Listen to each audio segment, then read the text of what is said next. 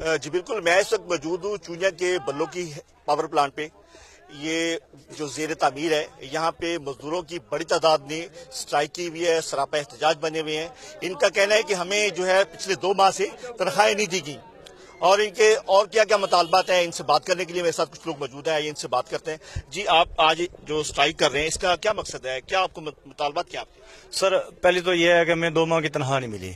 दूसरा यह है कि आज 17 तारीख को नहीं दे रही है, तो उसके हट के जो मेरी बेगम अस्पताल में मौजूद है, वो डॉक्टर कहते हैं कि घर लेके जाओ। मेरे पास इतने पैसे नहीं है कि मैं फोन नहीं कर सकता, दवाई नहीं ले सकता, और हमें नमाज का जो टाइम मिलता है वो भी नहीं देते।